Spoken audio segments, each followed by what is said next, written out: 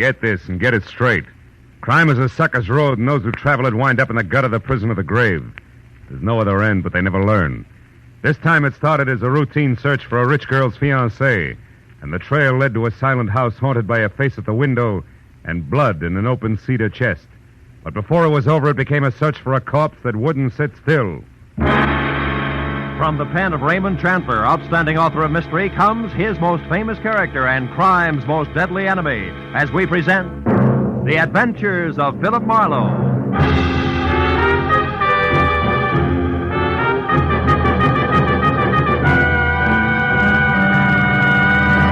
Now, with Gerald Moore, starred as Philip Marlowe, we bring you tonight's exciting story, The Busy Body.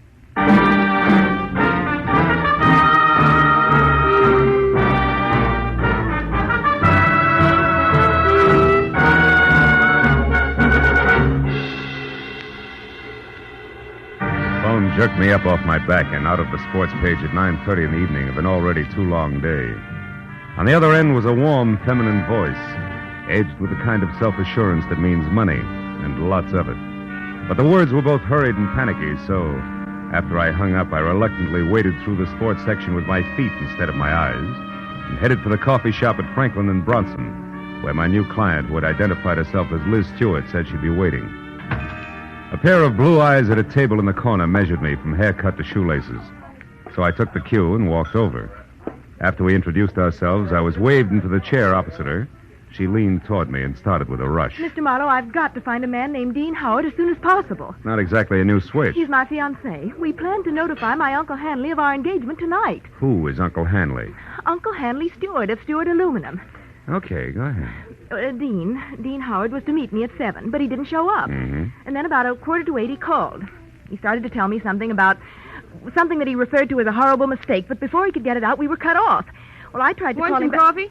Hmm? Coffee. No, thanks. Okay. I tried to call him back, but there was no answer. So I went to his house, but it was locked and dark. And yet his car was still parked outside. Uh-huh. Well, look, Miss Stewart, why don't you save yourself $50, go home and wait for an apologetic phone call, huh? What do you mean? Well, this stacks up as being a case of cold feet or a little celebration that got out of hand. Either way, there's nothing to worry about. I've come to you for help, Marlowe, not a pat on the head. Okay. I'll assume it's my error for the moment. How long have you known this Dean Howard? Well, I met him at a party about 3 months ago. Mm-hmm. Uncle Hanley and I both liked him tremendously right from the first. I suppose you've considered the possibility of another woman? Well, of course, I'm not a child. I can see that. Well, Dean has been deeply troubled for the past week. He wouldn't tell me why, but I'm certain that this business tonight is tied in with it. Something's wrong, and I want you to find out what it is. All right, but I'm no leg man for Cupid, so if it turns out to be nothing more than a guy's heart beating in double time, I drop it. Fair enough? Fair enough.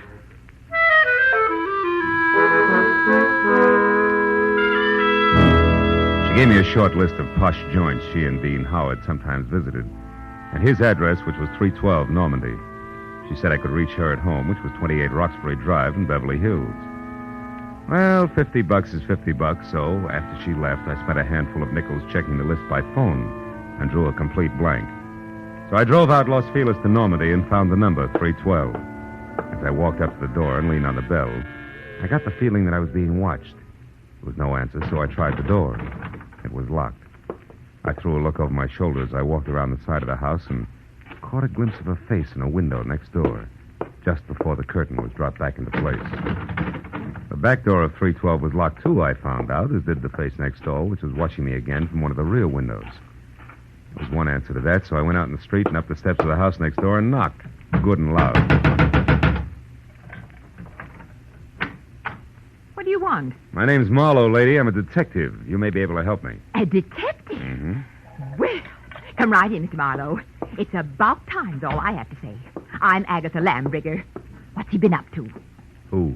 Well, you're investigating that bachelor next door, aren't you? Yes. Oh, how'd you know? Stands to reason. I've known all along he's a suspicious character. Yes? Lived there a year now. Comes and goes at all hours. Drives that fancy car out there. Wears fine clothes, but nobody seems to know what he does or where he gets all his money. Well, look, Mrs. And girls. Oh? Well, believe you me, they don't come to clean his house. Never gets cleaned. But they come just the same. Why, only tonight there was one. Some blonde in a white dress. I tell you, I've never Mrs. seen... Lambrigger, did the girl go inside? Well, no, but she tried to. The door was locked.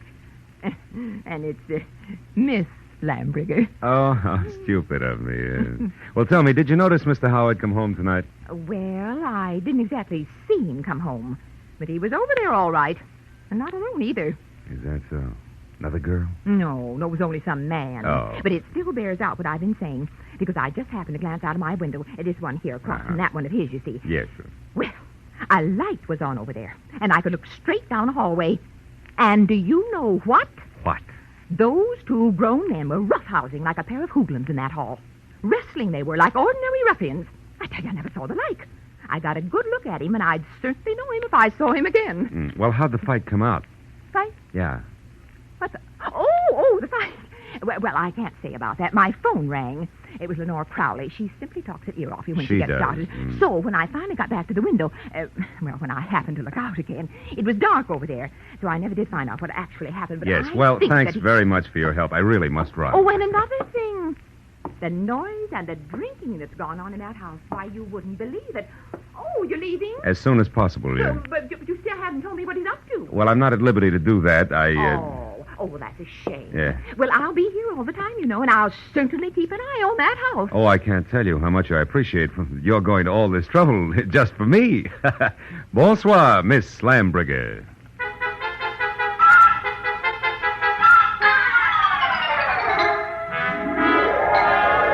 I backed out of that wind tunnel, got in my car, and drove noisily around the corner. Then I cut my lights, turned quietly into an alley behind the house, and stopped. Slipped through Howard's back gate and up the side of the house, found a window that could be persuaded, and went in. Yeah, Howard was a lousy housekeeper, and everything that didn't get brushed off in normal traffic was covered with dust. I found my way to the room opposite Agatha Lambriger's observation window and ran smack into her first lie. Where she said there was a hallway, there was a solid wall, papered with purple roses and hung with 4 dingy pictures in bronze frames, 2 on each side of a big, ugly mirror. There were 2 hallways, but no angle at which either could be seen from her window. Furthermore, there was no sign of a struggle. One hall led to the study, the other to the bedroom, and I checked both. But still, there was no indication of a fight. On my way out, I barked my shin on the nose of a lion carved on the corner of an oversized cedar chest, just as the abrupt sound of someone at the door brought me to a rigid halt. Whoever it was had the patience of an 8-year-old on circus day. So I set myself up as the type who might live in a joint like this and answered. What's the matter with the lights, Howard? Blow a fuse? Or could this be some new economy measure? I like it this way. I don't think I know you. You should, Howard, you should. I called you yesterday about a certain money matter. The name is Leo. Don't go for your gun, Howard. Well, since yours is pointed at my third rib, why should I? Well, like I told you on the phone, my boss is anxious. You're way overdue, Howard. I want that $50,000 the boss loaned you 3 months ago. Have it for me the day after tomorrow. All of it. Without fail. He knows I'm good for my debts. Why all the pressure? Well, maybe he figures your investments aren't so smart. Like maybe you've been blowing too much on that second-rate canary, Carol. Oh, yeah, Carol. I remember. She's your girl. Well, that's none of my business. See you day after tomorrow about the same time. And if you get a headache from worrying about paying off, just think of the one you'll have if you don't pay. It'll be like 10 times this. Oh! Good night. The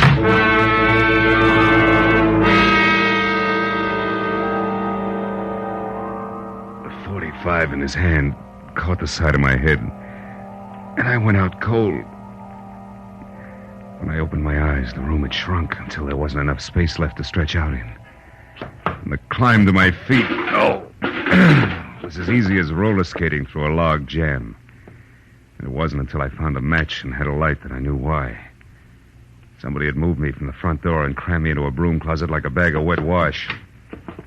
When I got out, I saw that my cubbyhole was off the hall of the bedroom. I listened, but there was no sound in the house, so I started moving.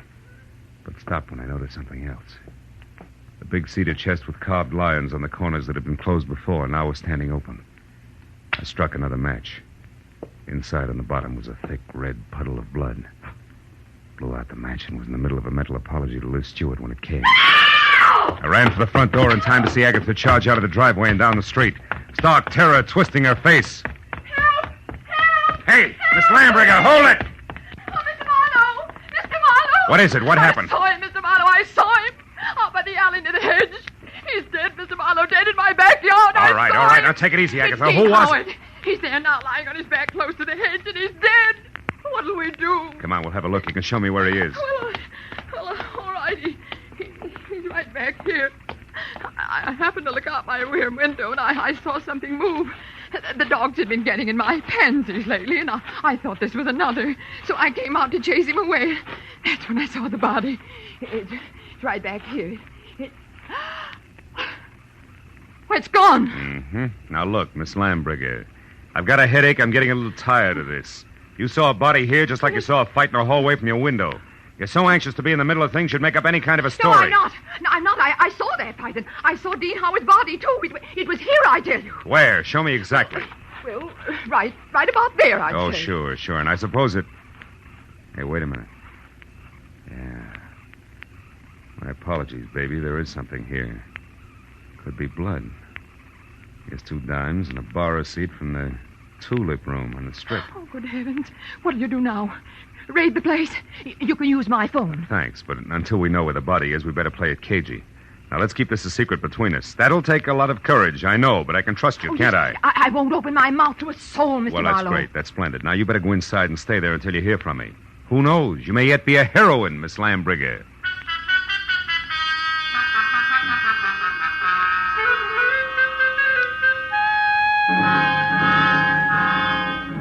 The bar receipt was a long shot. When I was still 2 blocks away from the tulip room, I knew it had paid off because a fluorescent banner, 4x12, draped over the front of the squat square building, extolled the vocal virtues of one Carol Cody. I parked across the street, went in, and found a dressing room door and knocked. She distinctly said, "Come in," but when I did, I thought the room was empty, until a small handful of spangled satin costume hopped up from behind a screen in the corner. I made a sight-unseen introduction. It was only a moment later that a tall brunette, filling a white silk blouse and snug, dark slacks, stepped out, tossed a few pounds of glossy black hair away from her face, and gestured me into a chair. Which paper did you say you were from, Marlowe? I didn't, honey. I'm a private detective. I can't use it. Don't give odds on it, baby. Not yet, anyway, huh? Let's talk first. For instance, what's with you and Dean Howard? Dean Howard is a low-crawling thing. That's strange. Had it you loved him? I didn't till tonight when I found out that he has 2 heads. That's so he can lie and keep a straight face with one while he laughs up his sleeve with the other. Nuts to him. Nuts to Liz Stewart and her money, and nuts to you. I hate Dean Howard enough to kill him, and I might just do that. I don't think you will, no, because somebody beat you to it. You mean Howard's dead? Looks that way, yeah. I'm not sure because he won't stay in one place long enough. Well, if you're trying to shock me, you're wasting your time. I'm not sorry. I think we've got company. Keep talking. I'll get him. As you say, my friend, the music business is just as lousy as any other dodge, and I can prove it. Come here. You're a good listener, Bud, so join the party. Who are you? Why are you listening out there? Come on. No. Just a minute. I wasn't listening. I was looking for you, Marlowe. I'm Ward Odom, Mr. Hanley Stewart's assistant. You're doing fine. Don't stop now. Well, ever since I learned that Miss Stewart hired you, Marlowe, I've been trying to talk to you. I followed you here from that place on Normandy because I must know what you found out so far. Why? What business is it of yours? Because, Mr. Marlowe, I doubt very much that you even know of the robbery. Robbery? What robbery? More than $40,000 worth of negotiable securities was stolen from Mr. Stewart's safe this evening. You get all your information at keyholes? And I have reason to believe that the man you're looking for took them. Of course, I don't dare accuse him without proof of his relationship with Liz, Mr. Stewart's niece. If I were wrong, it would cost me my job. Odom, did Liz know about the robbery when she hired me? Why, of course. Oh, brother. Look, see this? Her name is Carol. She's involved right up to her mascara in the whole mess. Don't let her out of your sight till I get back. Me? Why, you cheap shot. Shut up! And as for being cheap, I'll take care of you when I get back.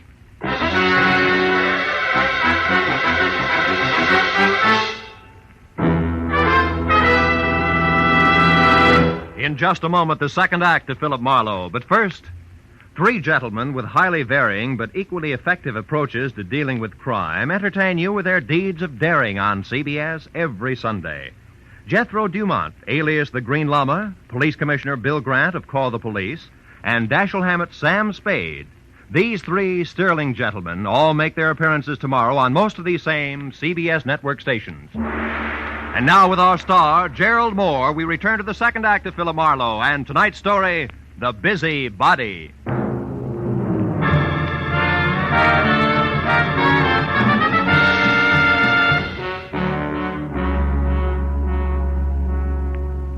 convincing Ward Odom that his greatest contribution to the cause would be staying close, but not too close, to the violent lady in slacks, I piled into my car and started for Beverly Hills in a beautiful liar named Liz.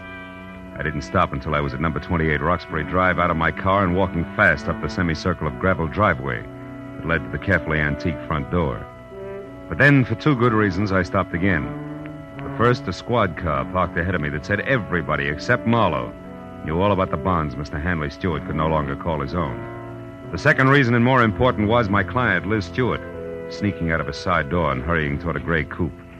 I stepped back into the shadow of a squat palm and waited for her to come abreast of me. Late date, Miss Stewart? What? Marlowe, why, you startled me. Considering everything, it's the least I can do. What do you mean? I don't like clients who lie to me. So if you don't mind, I'll just stroll along with you while you assure me you can explain everything. But I can, Marlowe. Just give me a chance, please. All right. Why didn't you tell me that 40 grand worth of negotiable bonds disappeared from your uncle's safe at the same time as Howard? Oh, because I didn't want you to be prejudiced, to be looking for a thief from the start. If Dean did take those bonds, he had a reason. Like being fond of money? No, like being forced to do what he did.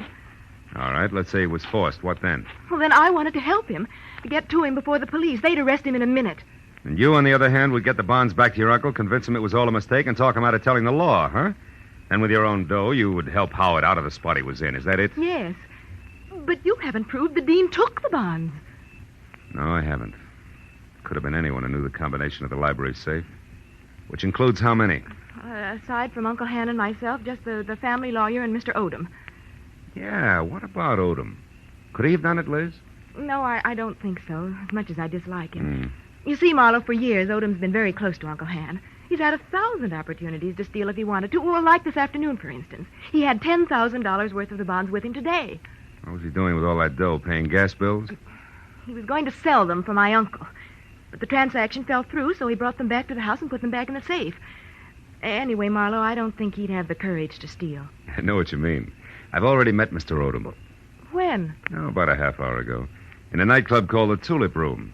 Odom thinks Dean is guilty, Liz, but he's afraid to mention it publicly till he knows a little more. What's a nightclub got to do with Dean? Carol Cody. Who? She's Dean's girlfriend. Marlowe, you're crazy. I talked to her, honey. She's a singer there. Told me that she and Howard were more than chummy, but that she gave him the air tonight when she found out about you. And you believe that? Mm-hmm. Now that I've had a little time, I believe even more. Details that she never bothered to mention. Details like Dean Howard and Carol Cody playing you for a sucker. He gains your confidence, then the combination of the safe, and then goodbye. But you see, the end was a switch, Liz. Dean didn't... Dean didn't what? Hmm? What is it, Marlowe? What are you staring at? Back of my car there. That's not gas dripping on the driveway. The color's too red. Liz, stay back. No, Marlowe. I don't want to. I want to... Marlowe! It's Dean. He's dead, Marlowe! Yeah. That, Liz, is the switch I was talking about.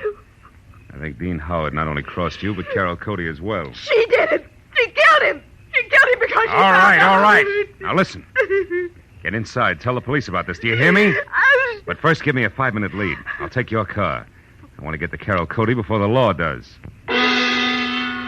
Without saying another word, Liz Stewart, her face drawn and streaked with tears, handed me the keys to her car and turned and walked slowly back to the house.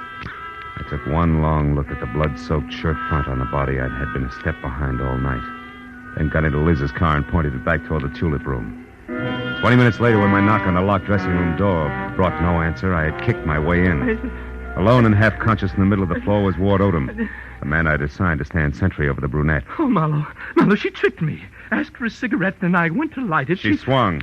It adds, Odom, and you're lucky she let it go at that. It was more permanent in Howard's case. Oh, then you found his body, Marlowe. Yeah, in the trunk of my car. Oh, how awful. And she did all that, this Carol Cody? Yes and no. She must have had help, Odom, because, first of all, it takes something stronger than the chanteurs to keep shifting a corpse from cedar chest to garden to car, at the rate that Howard was being moved. And second, an old crow named Agatha Lambriger saw a man roughhousing with Howard over at his own place, not a woman. You mean there was a witness to the murder, Marlowe? Well, more or less. And you have no idea who the murderer is? No. And that, Odom, is all the more reason why I want to catch up with Carol Cody. Happen to know where she lives? Well, yes, just at the Grayfield Apartment Hotel on North Havenhurst Drive. North Havenhurst. It's a room 118. 118. And I think that it's... Marlowe, wait, my top coat is gone. What? Yes, and she was wearing slacks, remember? Marlowe, maybe she's leaving town disguised as a man. It's a point, Odom. I still think I'll try the apartment hotel first.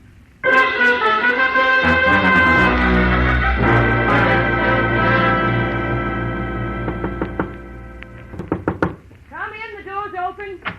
The bags are over there, boys. Did you get the text? Marlowe, what are you doing here? Not doubling for a bellhop, so get over there, sit down, and keep your hands in your lap, because if I have to, I'll shoot. What? I don't understand. I'll make it real plain.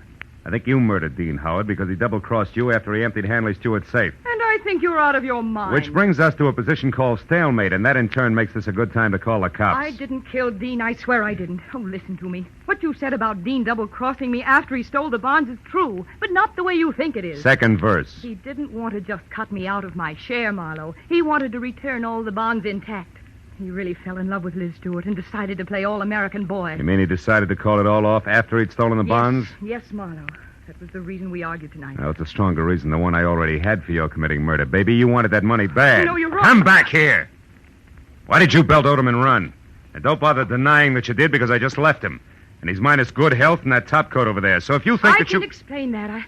I was scared that a confession out of Dean would get me into hot water. And when you showed and then Odom, Just a minute, Carol. But Marlowe, Just a minute, will you? I think I've got the answer. What answer? It's Dust, Carol. Dust and what an old gossip swears she saw from her window. Right now, I've got to get over to her place before she ends up looking like the late Mr. Howard. Well, then you believe me, Marlowe, about not killing Dean. I don't know. But since you've been in this cheap swindle from the start, we'll just tuck you into an old-fashioned wardrobe. Just for safekeeping, baby.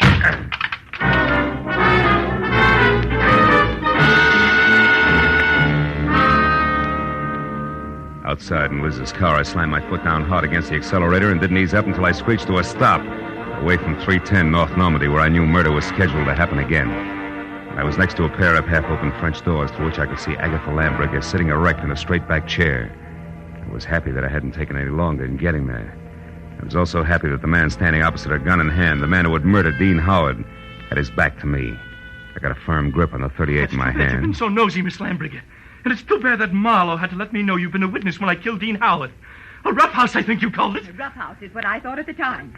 But when I saw Dean Howard's body out in the alleyway, I knew... You knew I killed him. Everything would have been simple if you hadn't had your nose out a mile. I was going to run over him, and it would have looked like an accident. But I had to move the body after you saw it. Marlowe's car looked good until I could dispose of it. But there's no point telling you all this. You won't be able to gossip about it, Miss Lambricker. I'm sorry. Sorry, but that's the way it has to be. You or me. I vote for you, Odom. Drop your gun before I close the polls for good, real noisy-like. Come on, drop it. No, don't shoot. I dropped it. Okay. I'll move to the middle of the room, hands high. Marlowe, I didn't want to do it, but I had to kill him. Dean Howard was going to return the bonds he took. Marlowe, and that would have left listen you in to a me. spot, wouldn't it? Because Howard only stole 30 grand out of that safe. You were taking 10 grand to legitimately sell for your boss. I know what And when you went to I know what return them, you happened. saw there'd been a theft. And you decided to make the most of it and let somebody else take the rap for the whole 40 grand. Okay. Keep your eye on Mr. Marlowe. He's just Don't trying worry, to- a man who shoots another man in the back has no guts. He won't try anything while I'm looking at him. No, Marlowe. I don't have any more guts than it takes to jump behind a woman's skirt. A lady I'd choke to death. If you take one more step. Now lower your gun and listen. All right, let her go, Odom. Sure, let it go. Just as long as you cooperate, Marlowe. Marlowe, don't be a Shut fool. up! Shut up! Don't shoot! You kill me anyway. Shoot! No! Shoot! No, don't shoot! Marlowe! No, don't shoot! Don't shoot!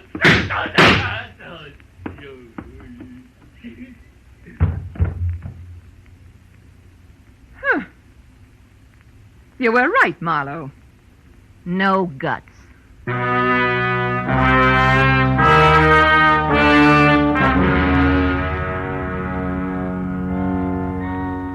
It was an ambulance, a half a dozen squad cars, and a police captain included, and 3 long hours of questions and answers in triplicate later, before 310 North Normandy and Environ settled back to being just another quiet house on just another quiet street. With, of course, the exception of Miss Agatha Lambricker, who now would never return to normalcy. And as we sipped hot tea together and a clock someplace deep in another room struck twice...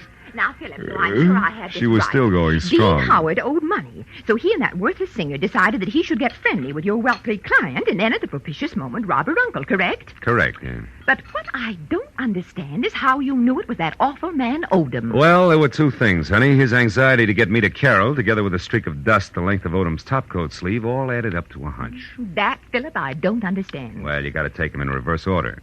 I saw dust on Odom's topcoat sleeve when I was in Carol Cody's apartment. That reminded me of the dust all over Howard's place. Oh, a mess, that house. Yeah, luckily. And the dust was the length of the sleeve, as though somebody had brushed against a wall coated thick with it. As one would in searching for something, That's right. Now, there's another thing. You saw Howard and another man roughhousing in a hall by looking out of that window there. Mm-hmm. Where, Miss Lambriger, no hall is visible, but where there is a mirror. Oh, then you mean I actually saw a reflection. Yes, darling, you did. Dean Howard hid the bonds behind the mirror. Which tilted so that I saw the reflection of a side hall. That's right. Well, now, Philip, one last question. Why did Odom move the body? Well, if it's the last, I'll answer it. Because he didn't want Howard's death to appear a murder on the night the bonds were stolen. It was better if he died accidentally and wasn't connected with a theft. Oh, I see. Yeah, well, now look, Miss Lambriger. Excuse me, I'll only be a minute. Yeah, but Miss Lambriger... Hello? Oh, hello, Judith. Yes, wasn't it thrilling? Miss Lambriger, really, Darling, it all started so innocently. My part, I mean. Well, it was about 7 Miss Lambriger, I have... Philip, I'll be with you in a minute. Oh, Philip, who? Why, the detective, the one I mentioned earlier. a long minute, I'm sure. Yes, who? Well, you know the steward. The handy steward of Beverly Hills, don't you?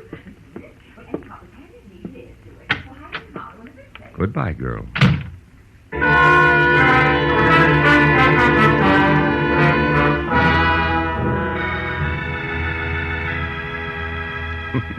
When I got outside, the silence was deafening. And then I remembered that I still had a client up on Roxbury Drive who I had to see. And that there were automobiles to be exchanged, and maybe, if I could find them, some right words to say to a girl who had a very rough night. So I started driving that way, slowly. But 10 minutes later, when I was halfway there, I stopped, turned around, and headed back for 310 North Normandy, and my .38 that I'd forgotten after a handful of policemen had finished examining it. It wasn't until I was at Agatha Lambriger's front door again that I realized something more important. Well, then this Odom, this killer, grabbed me as a shield, Judith, and told Marlowe he had guts enough. Guts was his word, my dear. Yes, well, I could get my gun another day.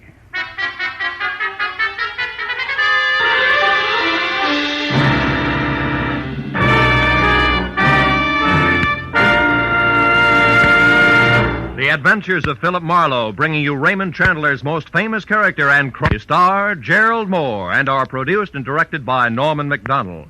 Script is by Mel Donnelly, Robert Mitchell, and Gene Levitt. Featured in the cast were Lois Corbett, Lorette Philbrandt, Lynn Allen, Peter Leeds, and John Stevenson. The special music is by Richard Orant. Be sure and be with us again next week when Philip Marlowe says... It began as the threat of a beating that turned into murder with a brown-eyed blonde, a jovial hippopotamus, and a tough ex-soldier of fortune, all complicating the problem until I got next to the key man.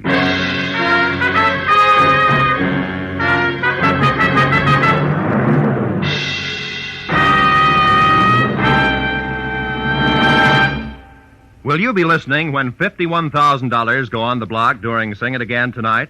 $26,000 in fabulous prizes for solving the mystery of the Phantom Voice, and additional $25,000 in cold, hard cash for answering only one more question about the Phantom.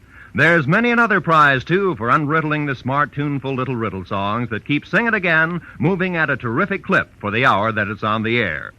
It'll be here a little later on most of these same CBS network stations. This is Roy Rowan speaking. Stay tuned now for Gangbusters, which follows immediately over most of these same CBS stations. This is CBS, the Columbia Broadcasting System.